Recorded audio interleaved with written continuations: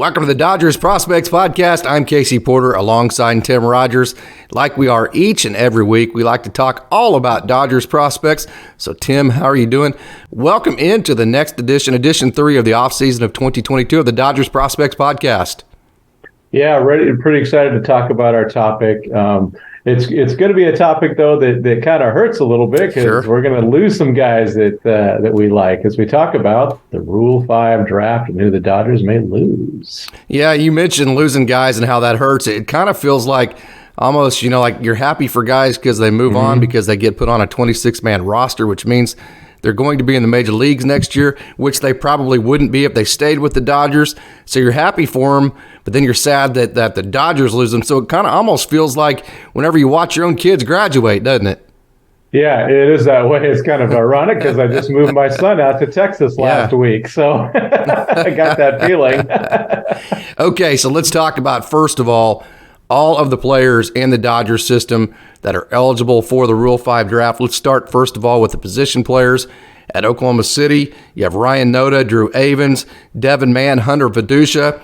And then the pitchers for Oklahoma City are Mark Washington, Nick Robertson, Aaron Oceanbine, Marshall Kozlowski, which I had a chance to talk to him yesterday. He just finished up his season in Mexico, so he's excited about next year. Justin Hageman, the Penn State alum. And then Tulsa position players, you have Ryan Ward, Justin Yurchak, Cody Hosey, if you remember him, the former first-round draft pick out of Tulane. And then Brandon Lewis, who actually led the organization in home runs per at-bat in 2021. And then your Great Lakes player, the position player that's eligible, is a hot topic name, Jose Ramos. Many people are surprised he was not protected and put on the Dodgers 40-man roster. And then your Great Lakes pitchers are Carlos Duran, who just recently announced that he's going to have Tommy John surgery, which we're going to get into that, but I actually think that makes him more likely to get drafted in the Rule 5 drafts than less, and we'll talk about why. Braden Fisher, Hyun-Il Choi, who was the 2021 minor league pitcher of the year in the Dodgers system. He was injured this entire last year. And then Jermaine Rosario, which I know you got to see a lot in Rancho this year. He finished in Rancho. So give me your thoughts initially on all the guys that are eligible. Oh, man. It's a good list. It is. And it's a major league ready list, isn't it? It is, yeah. I took a gander at Baseball America's list of guys that they think that could be taken with the Dodgers. They had a big list. And they had, Noda, Ramos, Devin Mann, Adolfo Ramirez, which is somebody that I've seen pitch, Gus Varlin, and then Cody Hosey is a former first rounder. And so, but yeah, you touched on Duran, and I hadn't really thought of that because it's like, well, he's having TJ surgery. Well, that means that some team can draft him and put him on the injured list the whole season. Now, the good thing for Carlos, of course, he gets paid $700,000 plus a year. Yeah. But that's how someone's going to take him. I think it just big makes old too kid, much sense. 6'7". Yeah, big kid. Throws. He's kind of three-quarter, almost sidearm when he's coming at you.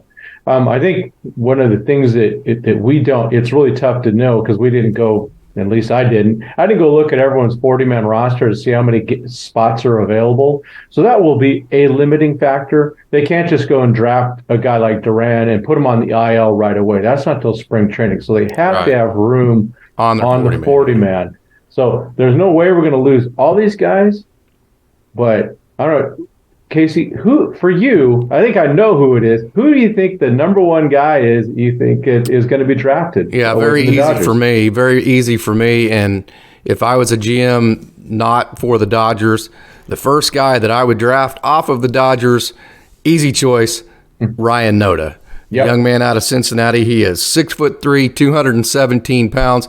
Now, Tim, let me go through some of these numbers. And we've both had a chance to talk to him. We've seen him play quite a bit. I saw him play both in Tulsa and then obviously in Oklahoma City this last year.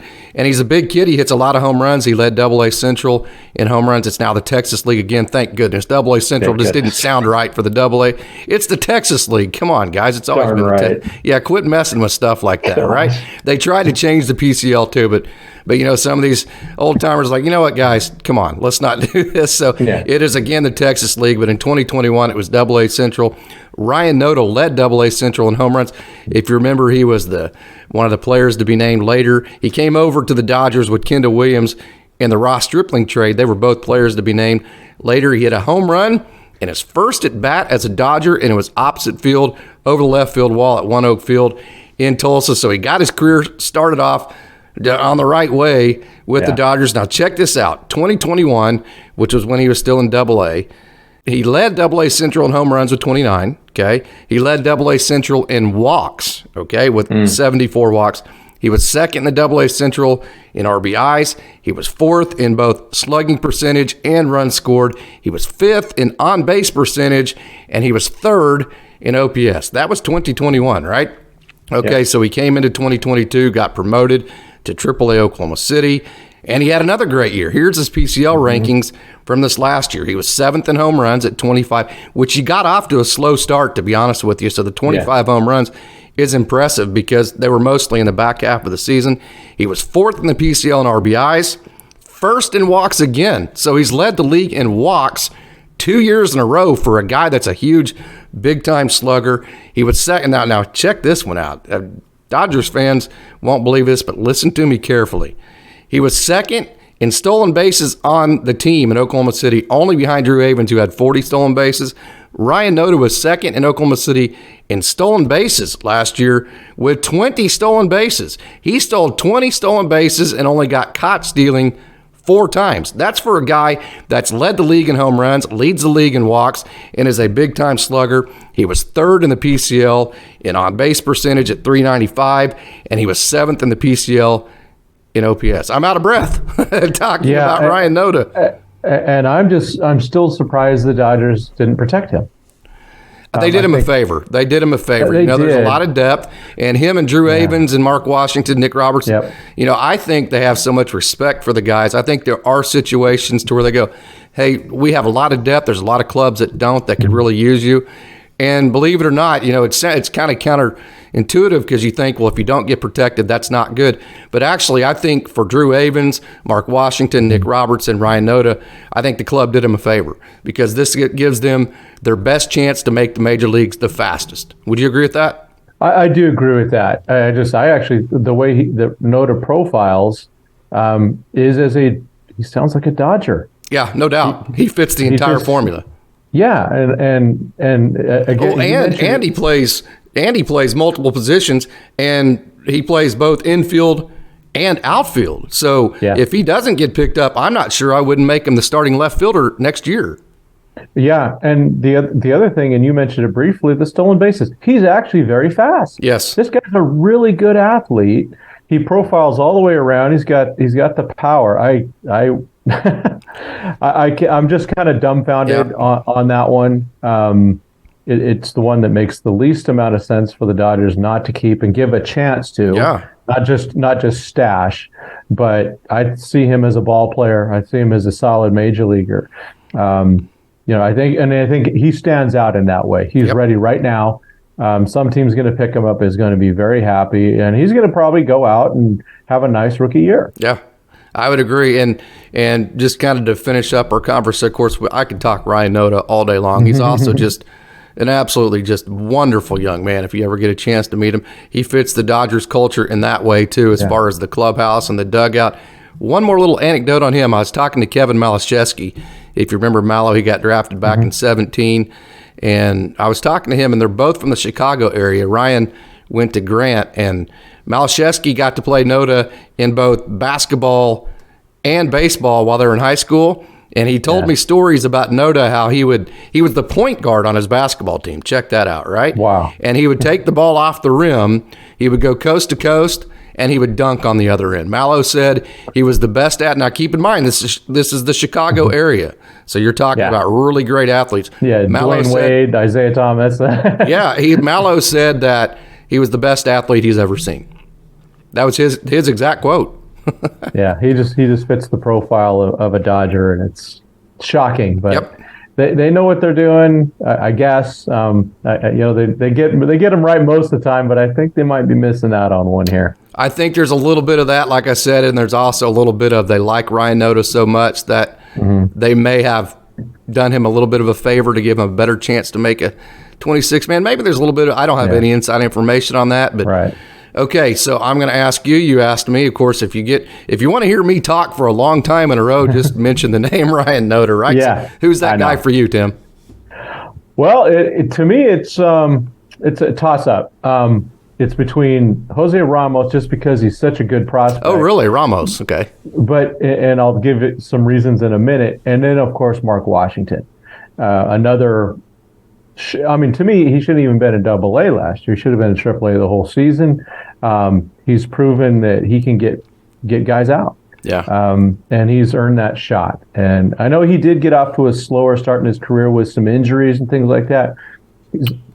He seems to have been a lot more healthy. He's not out there throwing 100 miles an hour, so he doesn't fit the, quote, Dodger profile. But he is 95, 96, though, 94, 94 to 9, depending on what part of the year and that kind of thing. But he can, he can hit the 96, 97. Yeah. I see someone picking him up, and it'd be good. I mean, I know he's a player that probably expected to be on the 40-man even last year. And, clearly just looking at his Instagram, things like that, a little disappointed in some of those things.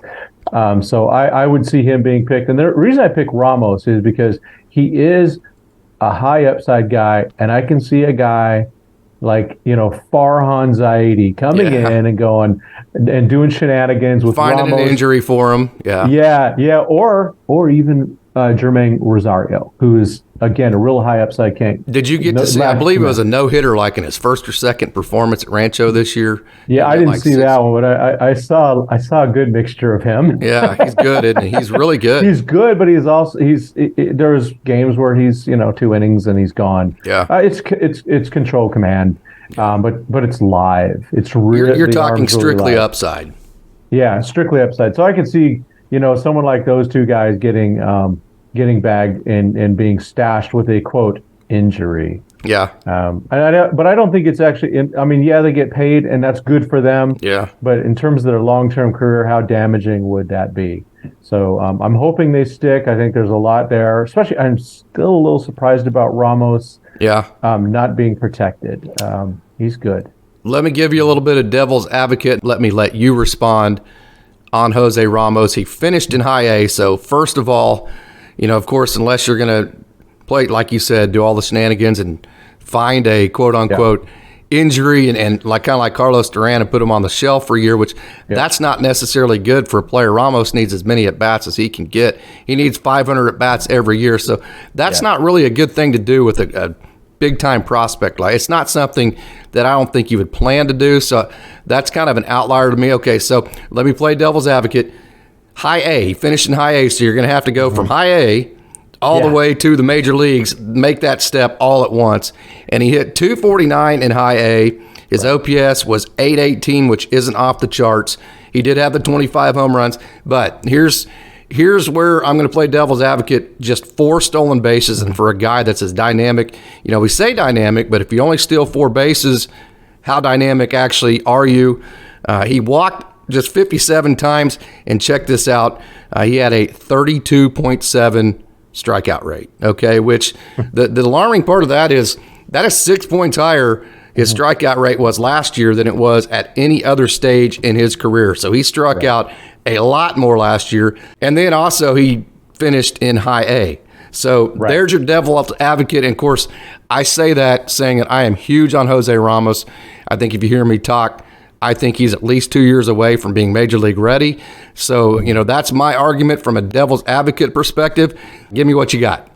Yeah, no, you make really good points. There's a couple GMs out there, the AJ Prellers, the guys like that just their lack of ethics is evident. Yeah. Because with Ramos, let's take Ramos. So let's just say they find a, quote, injury for him, and he spends all the time at their complex during the season. The next year, in 2024, they don't have to have him on the major league roster and they keep him. So if you go, well, he could be ready in a couple of years. Now, of course, if he misses a year, it's going to hurt him. Yeah. But if they stash him and things like that, they don't have to put him on the major league roster the next year. It's kind of a weird thing how that works. Same with Duran, and that's why Duran, I think, is also just that risk of losing. Again, our best hope is that 40-man rosters are filled. Yeah. The one team that doesn't have a full 40-man roster is the Dodgers. Yeah, no doubt. They have plenty they of have room 3 to go. spots left with the recent acquisition of Shelby Miller. Well, I say 3 spots. Kershaw hadn't signed yet. That's Right. if Kershaw signs. Yeah. So they have some spots. We know how that works. They just delay it and delay it. I guess it's a physical that he hasn't taken yet. Yeah. We're not worried. Kershaw's a Dodger, hopefully for life. Yeah. That's a big question. And so it's a kind of a weird time, but I'm excited for the players that are there. I hope for their sake some of these guys do get drafted and get paid and get a real chance. No doubt. Okay, Mark Washington, you mentioned him a minute ago. Now check this one out. You talked about how he just gets outs. Okay, from the beginning of August in 2021 when he was with AA Tulsa, and you mentioned he started this last year with AA Tulsa, from August of 2021 right up until June of this year, okay, he had given up just 5 earned runs in his last 49 innings. That's 5. So to end last year and to start this year all the way up into June, he had thrown 49 innings and had given up just 5 earned runs. Now, during that period, right at the end of that, he's covering first base, and he, I don't want to say tears, but he has a hamstring issue. Okay, so he goes on the what they call it, the IL now, the injured list. They used to call it the DL. And from that point on, that's where I don't want to say go sideways for Mark, but he wasn't as effective after the hamstring injury in July and August. And so, when you look at that, when he was healthy and when he's been healthy since the end of 2021 and then all the way up until his hamstring issue, I'm going to say it again. Okay, he threw 49 innings, gave up just 5 earned runs. This guy is Mark Washington, very impressive, 6'7". He has what he calls a lot of vert, which means his ball drops a lot, which gives him a big margin for error, in my opinion.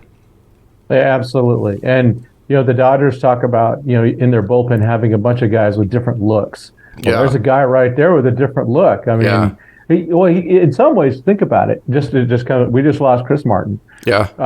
He looks just like Washington, Chris Martin. Exactly. Yeah. Yes, I didn't That's a good point. Together. That's a very good point, Tim. Yeah. Yeah. I mean, he's a guy that could fill that role and fastball, slider, changeup guy, just like they all are. Yeah.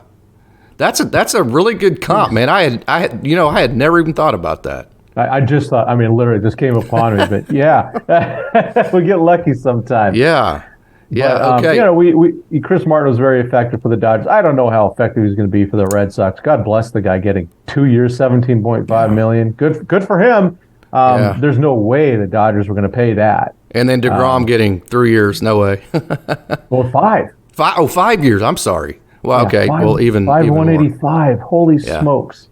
Yeah, Dodgers aren't going to play that game. Hopefully, that's good for the Rangers. Yeah, no doubt. Good for DeGrom. Out of that 5 years, and we'll move on very quickly because I don't want to talk about DeGrom, but I'll just say this: out of that 5-year contract, I think they might get 1.5 years worth of production out of him, maybe 2. Would you agree? Yeah, he's very fragile. Yeah, no doubt. Okay, let's move on to maybe of course, we talked about how I could talk about these. I love watching all these guys. They're just wonderful young players, wonderful young men. Okay, one of my favorites, absolute throwback. He's a guy that everybody needs on their team, Drew Avens. Yes. What a player he is. Okay, he had the longest on-base streak in the PCL this last year at 50 games, it was the longest in the PCL in the last 3 years, which is impressive enough. But he extended it on back-to-back nights with bunt base hits. One was a push bunt to third base. He's left-handed. One was a drag bunt to first base. He extended it with triples on back-to-back nights, okay, and he had 40 stolen bases this year. So this is a young man that knows how to get on, he knows how to get over, and he knows how to get in. So imagine the amount of instincts it takes to steal 40 bases, correct? The amount of instincts and then physical speed. Okay, now apply that to the outfield. So you can only imagine how good he is in center field, which is where he plays. He's left-handed, went to Southeastern Louisiana, and I was actually talking to him the other day, and he played Hunter Fiducia, one of the catchers we're going to talk about, when Fiducia was at LSU, and Fiducia actually threw him out. So that was kind of an interesting little story we had. But okay, Drew Avens, your thoughts on him? Yeah, I saw Drew, met him in 2019 at Rancho, and he just kind of came out of nowhere. He'd been a draft pick, but that's the way he's been this whole time. 31st round, which doesn't even exist anymore, yeah. Yeah. He came into Rancho, and wasn't even there that long before he was already getting promoted to Double A. He just he's in the dugout, he wasn't like all dynamic. He's just business. Yes. Just did He's those quiet. things. He's a baseball player. Yep. He's got that Chase Utley about him. Yep. Good comp. Wow. Very good comp. He makes himself. You're on fire with the comparisons today, Tim. I don't know. I must have got a decent night's sleep. I don't know. For the first time in like a month, because I know you've been moving your son back and forth. Yeah. No, he's just the definition of a ball player. And like you said, every team needs those guys. I don't know who the Dodger one is right now. It used to be kind of like Kike Hernandez, right? Because he was the guy that did everything well, getting the most out of his talent. And Avens is the same way, and I think that is missing on the Dodgers. But someone's going to get him, hopefully, for his sake. But they'll be happy with him because he's going to go out there. I don't know how great he's going to be, but he's a guy that you need. What do they call glue guys? Yeah, no doubt. And just the guy that's out there, that he's not going to do something really dumb on the field. I know fundamentals are looked down upon by some people these days versus pure raw talent. Give me some fundamentals. Yeah, he's not a 3-outcome guy. Yeah, thank goodness. I'm kind of done with those guys in a bit. You need them, but I think you also need guys who aren't 3 outcomes too. Yeah. Yeah, it's a balance. You can't have 9 guys in your lineup that are 3 outcomes. You got to have guys that go, yeah. Do we need to have a bunt? Yes. I mean, there are times clearly with the Dodgers last year. It's like we really could use a bunt here, and really the excuse that I saw from real smart people on Twitter was they probably don't even know how to bunt. Yeah. So how can Doc call a bunt of a guy who can't even bunt? Are you going to spring training again this year?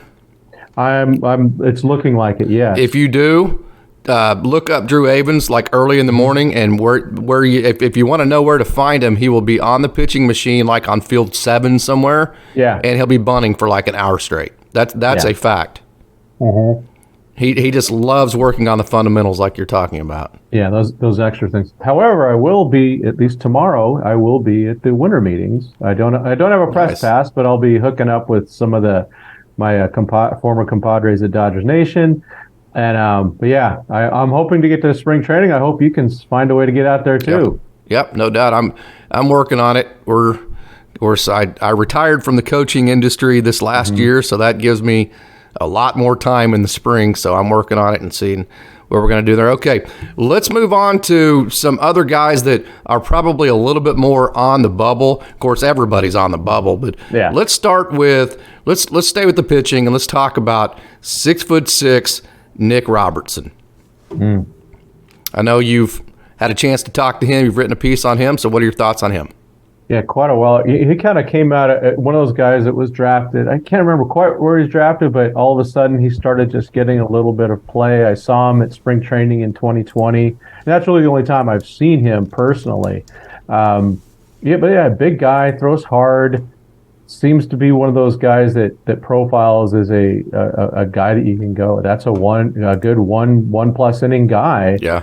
To go in and take care of business in the bullpen. It definitely would not surprise me to see him picked up. Yeah. He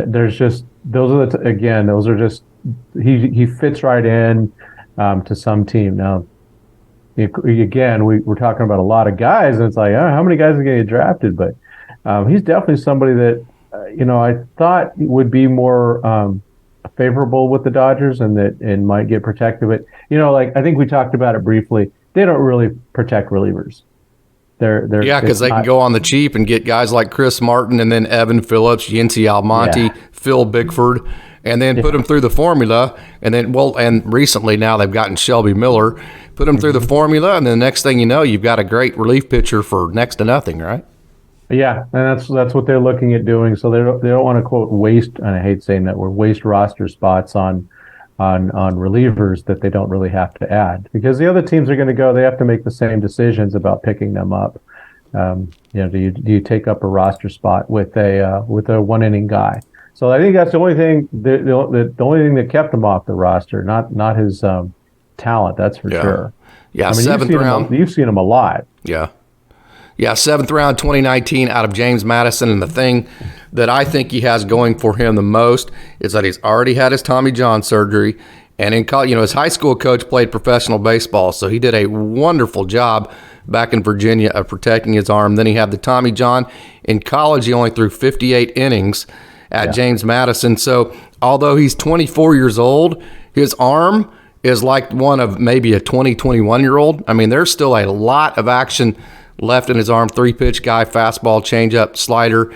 And I'll disagree with you a little bit on the role for Nick Robertson. He has been, Tulsa put him in what they don't call it a starter, but they call it an opener, where he got to open the game, and he's thrown, I've seen him throw as many as a little bit more than 3 innings at a time. So I think another one of the things that he has going for him is the fact that he could be so versatile in the way that you use him. If you wanted him to be an opener and start the game, we've seen the Dodgers do that even in high leverage type games and situations.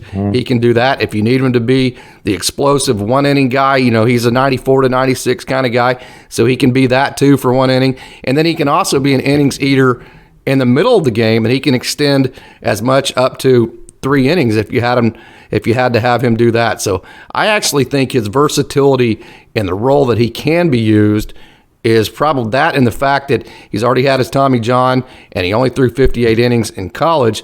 Between that and the little amount of time of usage his arm has had, and the fact that he's so versatile, I think those are the 2 things that he has going for him the most. Would you agree with any of that? That's interesting. With those, I mean, the 3-pitch, I forgot about that. 3-pitch, it gives you a little more versatility just in that. And I am a believer in those saving, the number of bullets you have in your arm. No doubt. And just with that, I mean, he could end up having a nice little career if given the chance. All right, let's move on to some more of what we're probably considering bubble guys. Devin Mann, I know you've had a chance to see him. Long, lanky young man, 6'3", 180 pounds, out of Louisville. He actually got to play in the College World Series. Again, another versatile guy. He fits into the formula. Long and lanky. The Dodgers love those long and lanky guys. Versatile. As a matter of fact, he played every position at AA Tulsa while he was there, other than pitcher and catcher, and I begged Henny to let him at least pitch 1 game and catch 1 inning, but I couldn't get it done to get him all 9 positions. But he played all other 7 positions other than pitcher and catcher at the AA level, which is a high level. Yeah, I mean, he came in, he drafted it, and he came out as a second baseman. Yep. And then they started working him at third at Rancho, and he had some, and a little bit of that were outfield. rough. Yeah, and then he started working all in the outfield, and then but he also in 2019 is when he added the power. Yeah. All of a sudden he went from like 4 home runs to 20 plus home runs, and got on the radar, and made the California League All-Star team, in the All-Star game. He's one of those guys that there's nothing spectacular about him, but with these short benches. You've got 4 guys on the bench, and one of them's a catcher.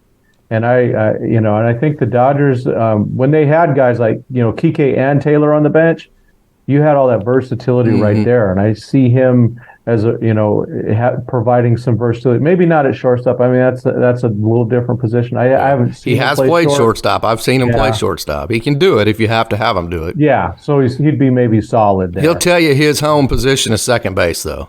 Yeah, and but he got better at third.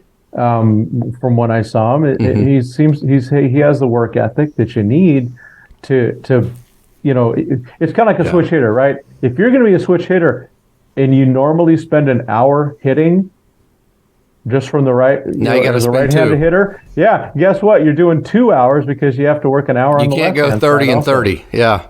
Right. Yeah, you don't get to split it. And so that's what you have to do to be a versatile player, to really be dedicated to it.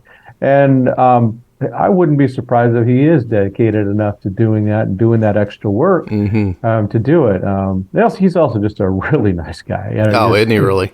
Yeah. Out of Indiana. I hadn't seen him in quite a while. Midwestern boy.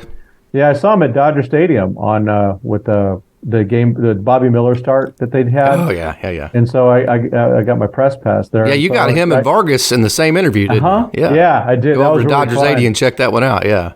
Yeah, please do. And by the way, I had to restart that camera, that feed, because I actually said Miguel Cabrera when I Oh, yeah. I just would have made fun of myself on the air.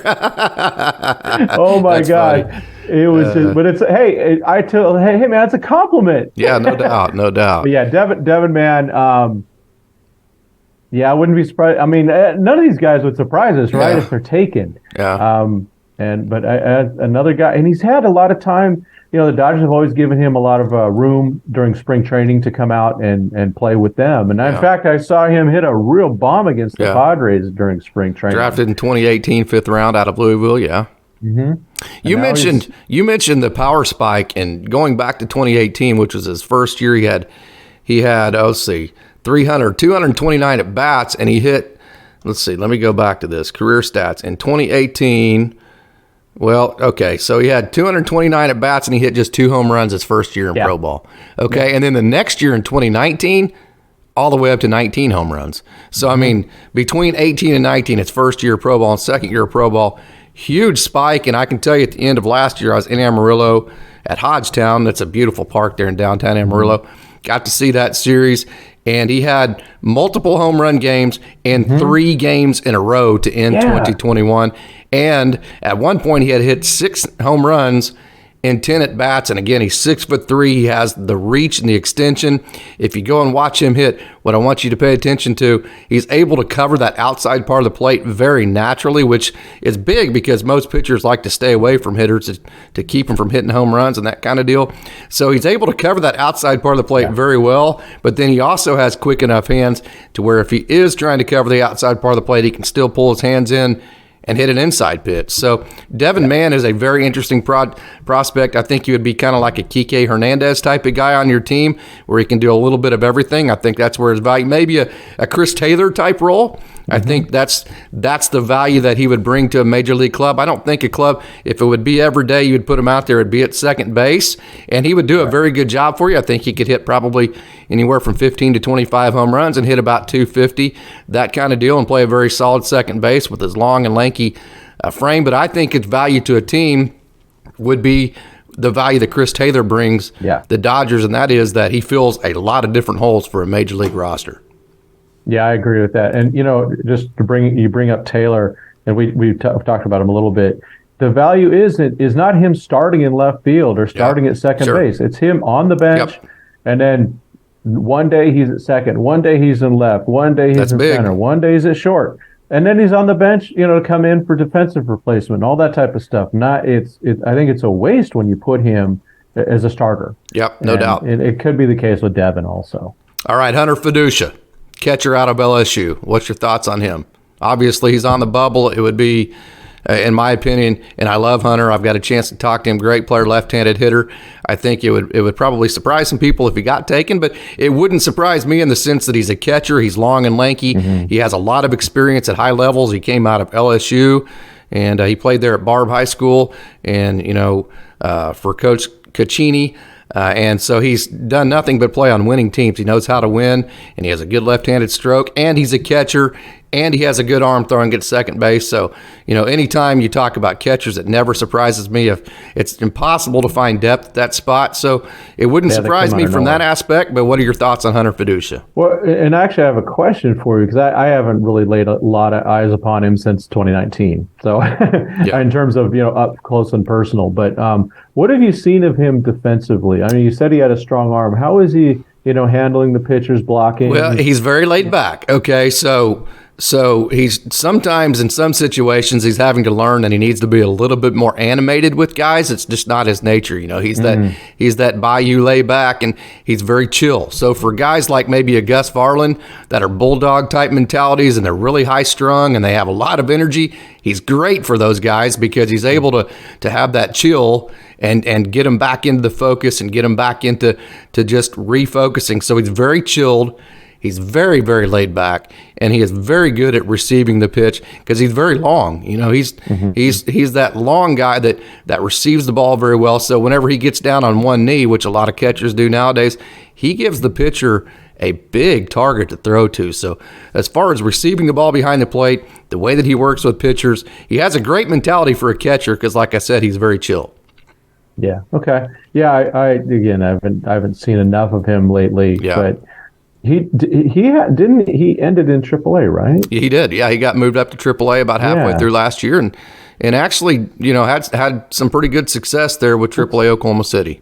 Yeah, that's what I thought. So it's like, but again, with the Dodgers catching in the minor leagues, it's absurd how much talent there is there.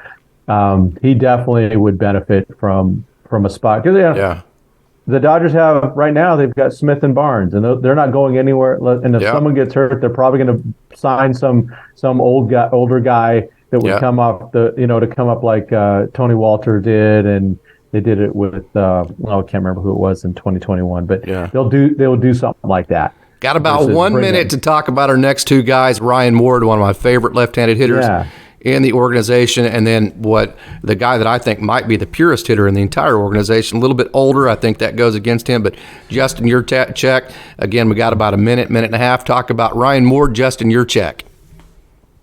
Yeah. So both, Ward, I know you've been big on him too. Yes. Only hitter ever to hit over 400 at Bryant, and then he backed that up, hitting 385 the next year. Yeah. Yeah. So I mean, Yurchak's older, right? I mean, he's like you said, 26, but he is pure. Yeah. But he's a first baseman and doesn't hit 30 home runs. Right. OPS numbers are okay, but the home run totals are down. Yeah. Yeah, and I think teams look at that different. Different teams look at that differently. I look at the overall home runs are really cool. Yeah. But the overall OPS on base, all that's very slugging. I break down slugging and OPS and on base a little bit different. Just in my way. But he's a guy that is. I think he is a pure hitter. I don't know if the power is going to ever develop. I mean, given his age. But he just seems like one of those guys that goes, well, I could have this guy at first base, and he might hit 10 to 15 home runs, but he also might hit 300. Now, it's not something that you want on the Dodgers. All right. But, again, another team that could use him. Now, does he play any other position? No. I didn't think so. They've tried to play him a little bit in left field. I mean, so I think that would be his other option. Yeah. So I think that's another thing. The two things that are holding him back: age, obviously, and then the three things: the age, and then he's not real versatile as far as a defensive position, and then he doesn't hit home runs, and he plays first base. So he has a very high average. Yeah, and I mean that used to be valued. I mean, Rod Carew was a first baseman the last 10 years of his career. Mm-hmm. He moved off second base like in 1975 or 76 or something like that. And he was, no power first baseman, but the game has changed, and so I kind of bummed for him. I mean, he probably would, and if he's in the 70s, different story. So Ryan Ward is a guy that I regretfully did not get to see at Rancho. He went, he started in 2019 with Ogden, rest in peace, and then of course the pandemic, and then he went right up to Great Lakes in 2021. So they skipped him over there. And then, of course, he spent all year in Tulsa. It's kind of weird. He's one of those few guys that didn't get promoted in the middle of the seasons, but was, put up solid numbers. Taking a quick look here, 2021, he definitely had his best year. His, OPS was 876. He actually was in the organization. Him, Johnny DeLuca, and Mookie Betts were the three guys that for the entirety of the year were actually fighting it out. He led the organization, the entire organization, in home runs for several parts throughout this year. One night it would be Ryan Ward, the next night it'd be Johnny DeLuca, the next night it would be Mookie Betts, and so they kind of fought it out. Now Ward ended up getting injured towards the end of the year, and he had 25 home runs, and I don't think he hit another home run after his injury. He did come back for a little bit, but he wasn't quite the same. So this is a young man that at Bryant. He's the only Bryant Bulldog Division I baseball that hit over 400 for one season. Okay, the only Bryant Bulldog ever to do that.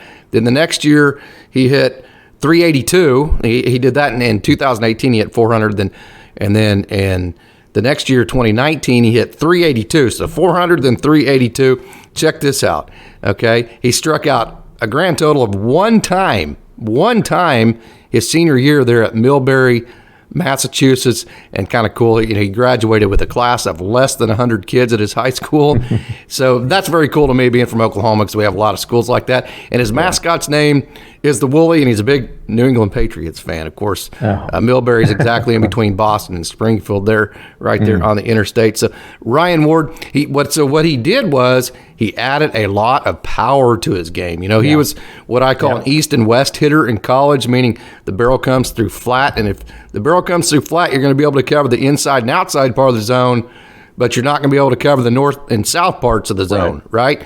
So what the Dodgers did with him is that they gave him more of a north-south path through the strike zone, because if you're coming through more north and south, then you can cover the top and the bottom of the zone.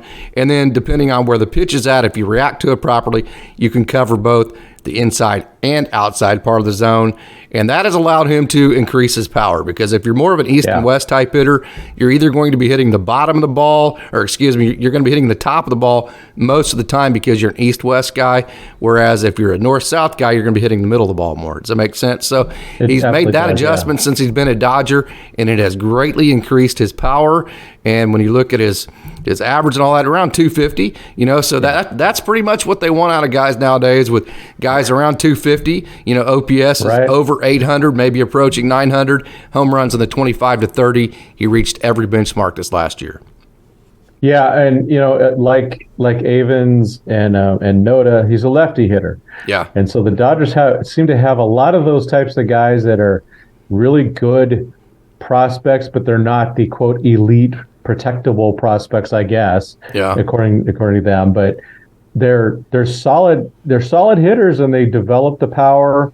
From a measurables perspective, this is, whenever you're talking about getting drafted like this, Ryan Ward actually outproduced Andy Pages. They were both in the outfield for Tulsa. When you look at just raw numbers, he actually had a better year from a numbers perspective. But Pages got protected because of the tools, the arm strength, and all of that. So right now with Ward. Mostly outfield. Did he ever play first? I'm trying to. Yes, and he actually played some second base in college. He didn't like it. He was very clear with the fact that he just played second base in college because they had to have a second baseman. But yes, he did play. And as a matter of fact, the interesting part of that is, Justin Yurchek being the first baseman at Tulsa, Yurchek and Ryan Ward were roommates. They lived together this year in Tulsa, and they were both the guys that, and of course, Brandon Lewis played quite a bit of first base too. We'll get into him here in just a minute. He's also eligible for the Rule 5 draft, but yes, he has played some first base, but he's only 5'11", so that, being a 5'11", being a first baseman, you like the taller, lankier guys because it gives the infielders more of a margin for error. He has improved immensely in the outfield, though. Okay. But it seems like he would be a guy. I'm going to guess he's not going to get drafted. Yeah, but it could be a surprise. I think we're going to at least have him for one more year. And I still, I look at these stats, and you just go 2019, 2021, 2022, and the fact that they kind of didn't change the rules a little bit on the Rule 5. He's a great hitter. Thing, but it's like, man, these missing, all these guys missing that 2020 is just still the weirdest thing to see in these numbers. It's even weirder at the college level.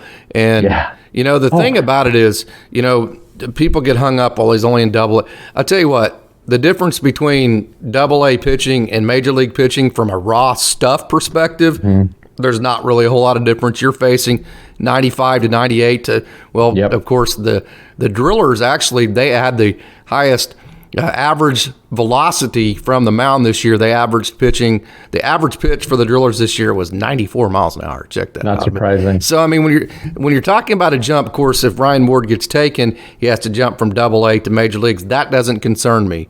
That's not that big of a jump because you're used to playing at least, he's not going to be overmatched by the type of. Now, he might have to adjust to the better breaking stuff. Guys that have better pinpoint control, bigger crowds and that kind of stuff. But as far as being able to catch up to 100-mile-an-hour fastball, seeing the really, the breaking pitch, the stuff that really fills out the StatCast metrics data, he sees that in double A, saw it all last year. So if you're looking to pick up Ryan Ward and you say, well, he's only in double A, so that'd be it.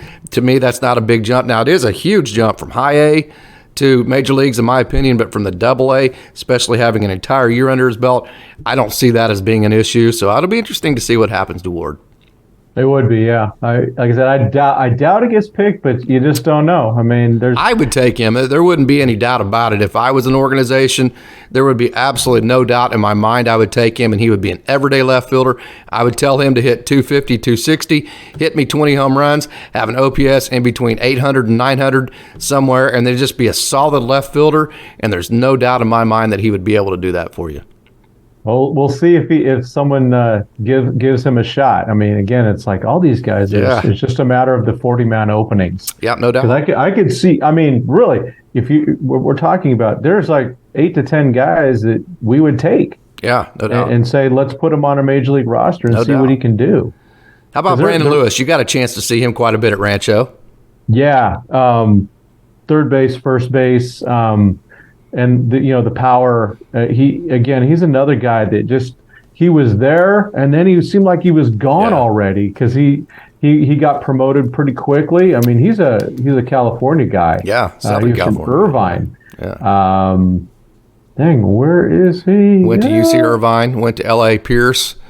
Yeah, and so I always kind of like the local guys a bit. But unfortunately for me, of course, it was in 2021 where I didn't get the chance to talk to anybody. Yeah, right. Other than through the fence, and that just wasn't effective. But he did take the power's there. We see that. I mean, even in his first year, which was when he was drafted, he hit 13 home runs over 3 different teams. Yeah. And then, 2021, where he was started at Rancho, and he was only there for a month and a half, and he tore it up, with a 550 slug, 930 OPS. And then he, went to to Great Lakes, which is now, I'm still not used to them being high A. Sorry about that. Yeah, them and Rancho switched after the 2020 season. Yeah, drives me nuts. So he's at they call it A plus, but at high A, and he did fine there too. He hit 20 home runs, but then this last year, the home runs were there. Yeah, but oh boy, the average struggled. 209. Yeah, for the season, and then he had 147 Ks and 397 at bats. So he needs to he'll make it. For him, I think he comes back. I doubt he's drafted, but I do think he comes back. The Dodgers start him in AA again, and get him rolling. Yeah. I mean, they want they obviously like the power. Yeah. But it goes down a little bit. You can only go down so far in terms of the batting average, and which does feed into the on-base percentage. Yeah, no doubt. They can say, oh, this guy gets a ton of, like Muncy had a ton of walks last year, but he was hitting in the 160, 170. Yeah, right. So his overall OPS and his overall on-base percentage was still way down. Yeah. But of course, he came back. Now with Lewis, he just needs to find something. There's something missing in there, and that's his job and the Dodger coaches to figure that out. Yeah, both a first baseman, third baseman. My comp to him, obviously, I'm not saying he's going to be this, that he's not going to have a major league career like this guy, but his comp would be Bob Horner, that type of corner infielder type, that type of body type.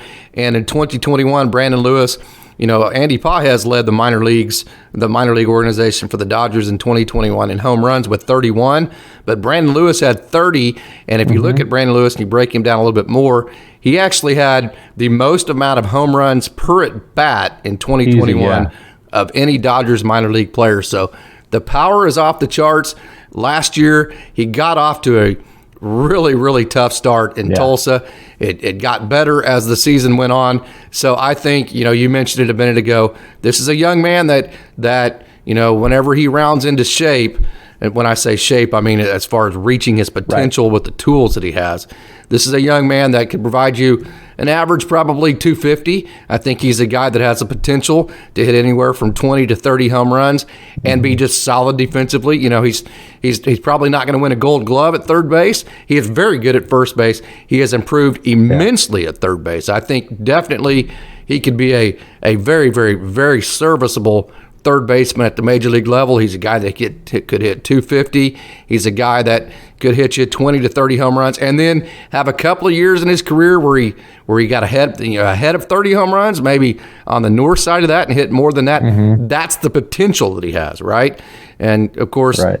I think he needs a complete reset, and like you mentioned a minute ago, in 2023, head back to Tulsa. Let's get off to a better start, and let's have a 2023 that was more like 2021, which he's totally capable of. So, and he has time. So I'm high on Brandon Lewis, but I think, like you said, I think it's the odds are a long shot that he gets taken, because, I mean, are you going to jump a guy from AA to the major leagues that hit 209 last year and struck out quite a bit? Right. That's probably a long shot there. But Brandon Lewis, lots and lots and lots of potential, and it's probably a good thing for him he doesn't get taken, because he's a Southern California boy, and I know he loves the Dodgers.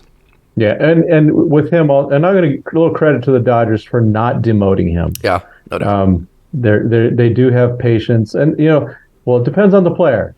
So I think they like Brandon, and so they're going to keep. They're not going to. Wonderful young man, very quiet. Yeah, but you see some players, they just get moved around all the time. Yeah, and it's like, come on.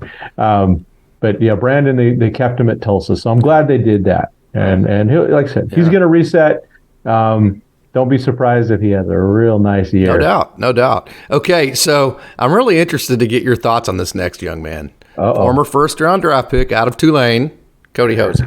Oh, man. I'm going to let you have first shot at that one. Poor Cody. Gosh darn it. Injuries. It's just sad. He does get a lot of, people, from the outside, they look at him and they go, oh, my gosh, Cody Hosey, what a disappointment.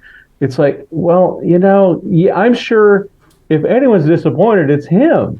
Yeah. And it's not in him, and he shouldn't be disappointed himself. He has been hurt. The oblique in 2021 completely destroyed that season. So that's that season's a complete wash for me. Yeah, you just can't. It doesn't count. Exactly. I'm with you on that. But he had, he did get. He was injured again, it looks like, broke his foot. He actually, if you look at his numbers, if you look at the game logs, he was absolutely on a tear. I mean, his average was approaching 300. He had a couple of game-winning hits. He was hitting home runs. And then dadgummit, he broke his foot again right as he started taking off. And then just really honestly, if you look at his game logs when he came back from that, I believe it was a broken foot. Let me back up and say I think that's what it was. Don't quote me on that. I'm pretty sure it was a broken something. And again, don't quote me on that. But again, got injured, and then just kind of like in 2021, trying to come back from the oblique. Never was the same again after coming back from the injury. So he showed all that potential all the way up until he got injured again. And I can tell you this, all you got to do is go to any of the Dodgers' daily social medias. He is one of the best defensive third basemen you will ever put your eyes on. This young man is absolutely 100% Gold Glove elite defensively at third base. And, just pulling up May, 333. Yep. On base 345, slug 531. Yeah. And it's really, we're going through where the Dodgers did not renew or did not pick up JT's option. Yeah. And this guy was supposed to be the replacement. He is easily the best third baseman in the Dodgers organization from a defense. You can plug him at the major league level, and he's going to play top quality, top caliber defensive third base right now at the major league level. That's what he gives you right now. You're not sure exactly what you're going to get from him offensively if he can stay healthy. Well, because if the plans would have worked out, and they still could, of course, they would have been replacing one redhead with another, no doubt. And it would have been. It was. I think that was part of their plan. He was another Indiana boy, right in.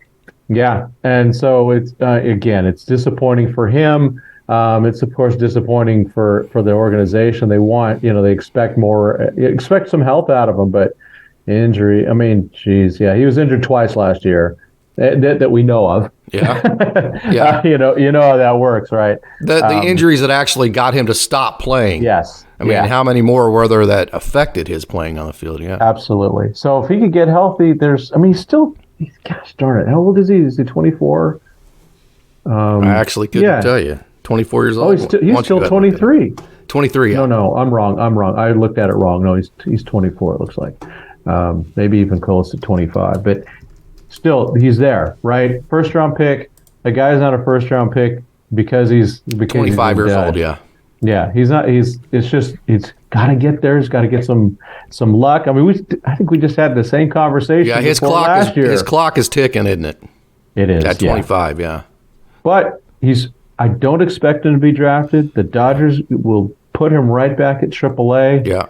And hopefully, of course, he ended in AA this last year, so AAA would. Yeah, but I think he's got to go to AAA. It's just in my opinion, but that's just my opinion. It's like, I could see him starting him in AA, and just to get a start, to get started, and it depends on what they do with Miguel Vargas if they want to bring Miguel Vargas to get him some more games at third base in Oklahoma City.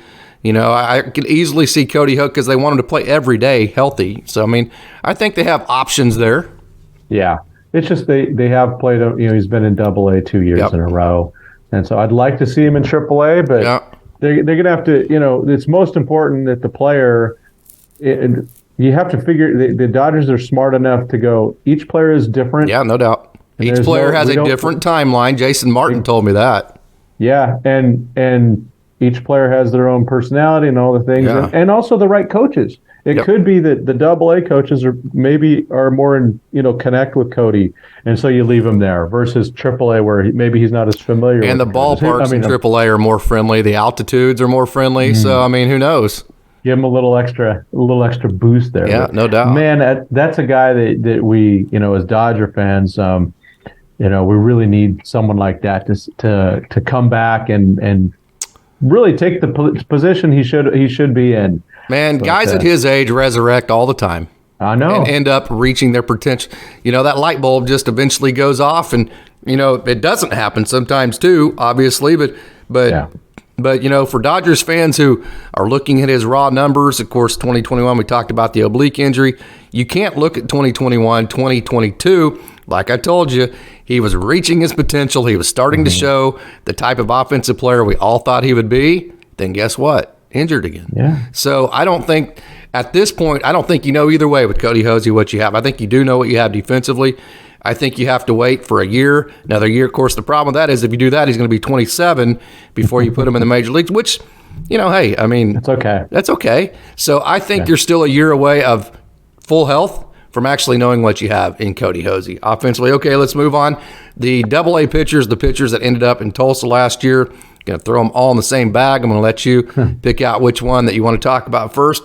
Gus Varlin, Alec Gamboa, John Rooney, Jose Hernandez, Jacob Cantleberry, and then Jose Martinez. Those are all the guys that ended in AA Tulsa that are eligible for the Rule 5 draft. So a guy that I think he's sneaky, and one of the reasons is because he's a lefty and seems to be a versatile pitcher, is even though his numbers were pretty bad this year, was Alec Gamboa. He's a guy that I think there's plenty in there. But again, the left-handed thing still kind of matters. He's not necessarily, what they call a loogie, the left-handed one-out guy. But, he's a guy, I'm looking, he starts, he relieves, he even does a little closing here and there. He actually was 8-0 at one point this season as a starter. Yeah. So, I mean, there's plenty there. And he's one of those guys that could sneak through that a team might just take a chance on. Yep. And if he doesn't work out, they can return him and get $15,000 back or whatever the amount is. So I kind of see that he's the type of guy. I would put Rooney in there, but he's a starter. Yeah. With Rooney, I think it's really interesting because we know that Rooney is definitely a starter. The Drillers tried to create some versatility with him last year. Yeah. But if you look at his ERA as a starter versus any other position you put him in, it is remarkably different how much better he is as a starter. John Rooney, 100%, in my opinion, no doubt about it, is a starter. But he also has the pickoff move. And I think he had 13 last. I don't know this for a fact, but I think he led all of professional baseball for the last 2 years in pickoffs. It's silly. Just how good. Now he's a guy that's worked on getting more speed off his fastball. I talked to him a few years ago about that, And so he's been working on that because, he's a 6'5" guy, and he's, throwing 89 to 90 and has been working on getting more velocity. But it looks like his effectivity in some ways has gone down a bit. Regretfully, 2021, he was started out pretty well, and he got hurt. Before you go on, I just looked it up. Cole Percival was at UC Riverside in 2020, so he is not eligible for the Rule 5. Okay. You were correct on that. Good. Yeah, no doubt. He was a free agent signing. Remember, that was the year that the draft was 5 rounds. Right. The dumbest thing. And he was a free agent by his own choice. Yeah. Yeah. So, So I'm a big Rooney fan. His numbers aren't showing up yet. That they're going to pick him up yet. But that pickoff move is an interesting thing with these new rules coming, which I just a little editorial. I despise the new pickoff rules. I don't like limiting the number. I'm opposite on that. I love it. I love all the clocks. I love every change that they made at the minor league level. I thought it was fantastic. Well, and little truth be told, the Rancho games went from 4 hours. Yeah.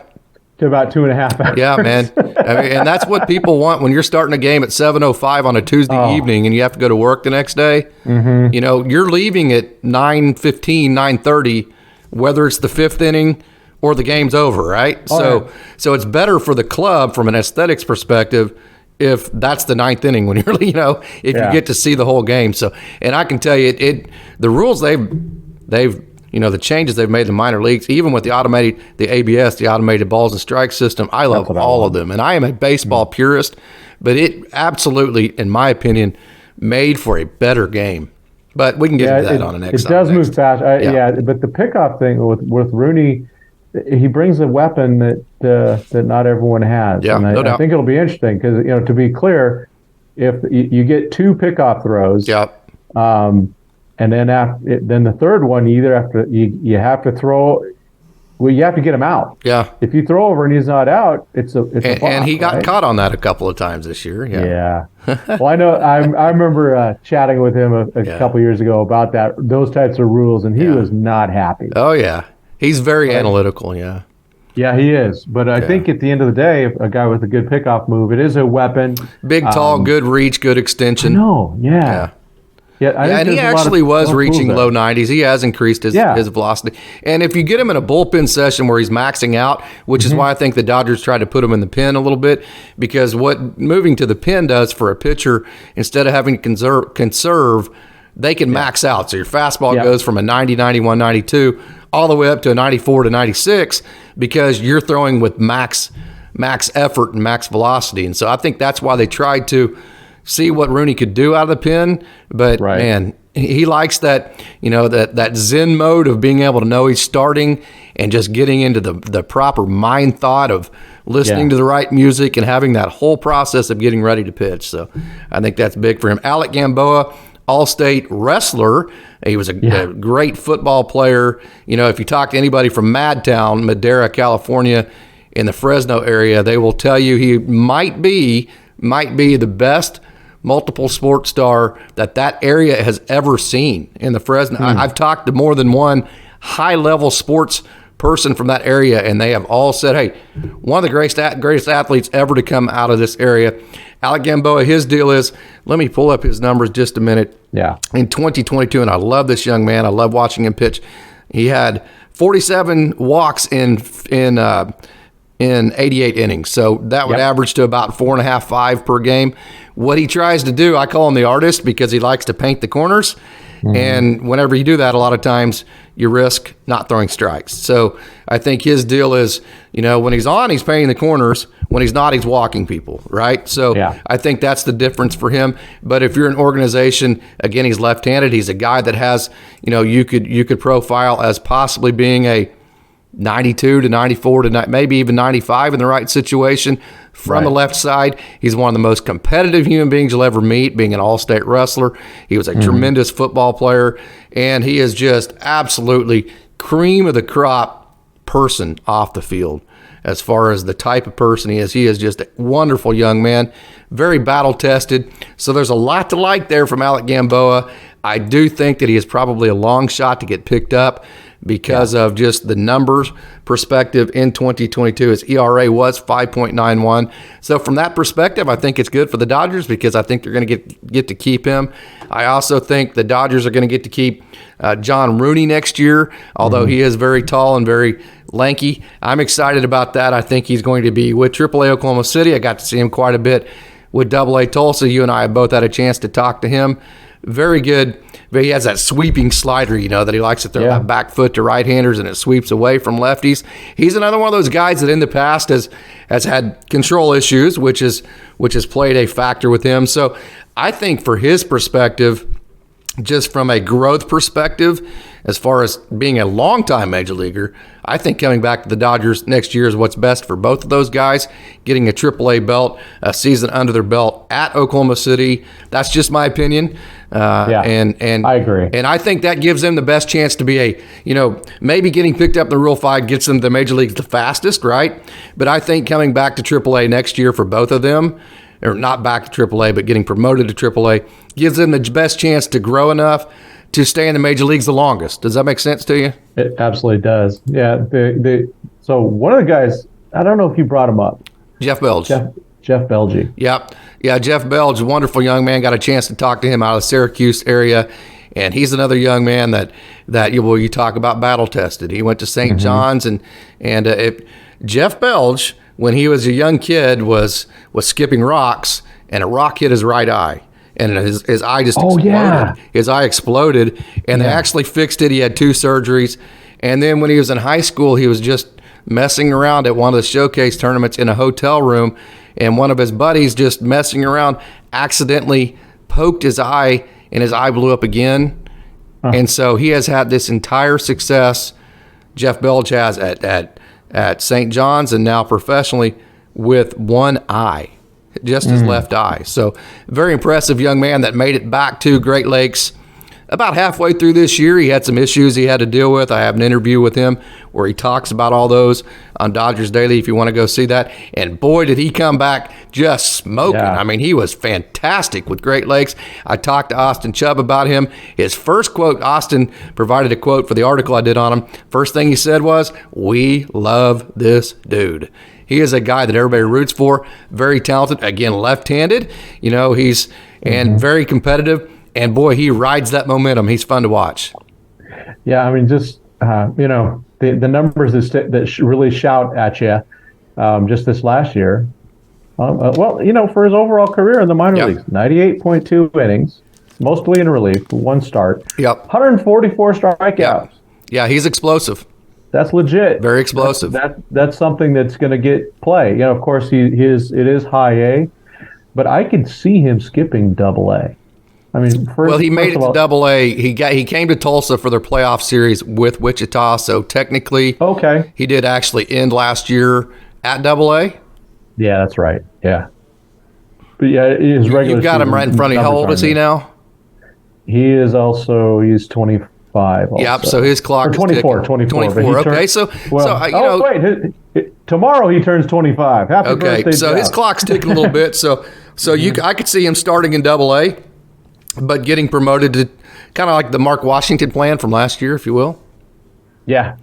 Okay. The most underrated pitcher in all of professional baseball. We're going to talk about him next. Jose Hernandez. Jose Hernandez actually he got promoted to Double A last year, left-hander. When he got promoted from Great Lakes to Tulsa, he led the Midwest League in saves with 10. Okay, check this out. And his fastball, Tim, was hitting 99. 99. Jose Hernandez. Man. And when you say Jose Hernandez, everybody's like, who? It's unbelievable. This guy's amazing. I shouldn't have forgotten. I loved watching that guy at Rancho. He just came in and he's coming in there firing. Oh, my God. Swag. He's got that, the extra pop he's got. Yeah. And the way he's, out there on the ball field, he's having a good time. And he's just bringing it. It's kind of a 3/4 looking thing. Even though his numbers at Rancho, the ERA wasn't, that hot and he gave up a few hits, they still promoted him because Yeah. there's something that they saw. Oh my gosh, it's the stuff. Yeah. Yeah. Then, man, I'm just telling you, he got with Dave this last year, Dave Anderson, the pitching coach at Great Lakes. And of course, Durno Linger is wonderful there at Rancho as well. Yeah. And boy, he really, really, really took off this year. 99. I got to see him with my own eyes a couple of different times. And wow, was he impressive. Yeah. High on this kid. And he's going to be one of those guys that I'm telling you, he's going to come on the radar in spring training maybe this year. And everybody's going to be going, who is this guy, right? Yeah. Have you done a feature on him yet? I have not. I have not. I'm going. He's one of my ones I've reached out to. I've not been able to connect with him yet. Okay. I've connected with him a little bit, but haven't had a chance to. Of course, he's from the Dominican, so it's a little bit tough sometimes because they don't mind. Like when I talk to Andy and you talk to Andy, you didn't have a translator. I was able to use Jesse Guffey to translate, and he feels comfortable with Jesse. A lot of these international guys that don't speak very good English, they're not comfortable in coming on for interviews because they're not sure it translates into what they're trying to say. So I don't know if that's the situation right now, but I may talk to. I think I'm probably going to wait until I can see him in person, either at Tulsa and Oklahoma City. That way we can get with Jesse, and he can feel comfortable with the people around him that can translate for him. So you probably don't be looking for an interview or an article from him until the season starts, maybe spring training. So Jose Hernandez is a big one. Another one that I did have a chance to talk to, another guy that's under the radar, is another left-handed relief pitcher. Lots of lefties, right? We've talked about Gamboa and Rooney, and we talked about Hernandez. Jacob Cantleberry, a young man out of Illinois who actually played on the same summer team as Cody Hosey. And then went to San Jac, which he was very good. San Jac's one of the best JUCOs in all of baseball. And then went to the University of Missouri and was very successful in the SEC. Jacob Candleberry, what are your thoughts on him? He fits it. The theme now, mostly lefty relievers. I wrote about this a couple of years ago. I think it was either on 2080 or Dodgers Nation about all the depth that they have. And all these names now are, they're Rule 5 eligible. They are, but they're also really intriguing. Yeah, that's why I kind of group. It's easy to group all the lefties together.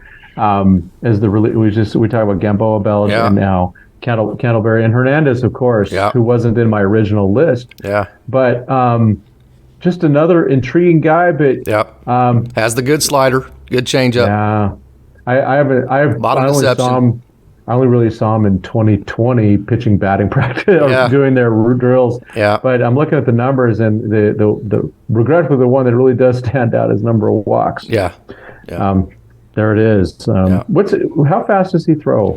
Oh, I mean, he's your 89 to 91 guy. Yeah, throws that sweeping slider. Yeah. All right, three more guys. We've got about 4 minutes left. It's gone way too fast. Braden Fisher, young man out of League City, Texas, that I'm really big on. Of course, he got injured this year, which was tough.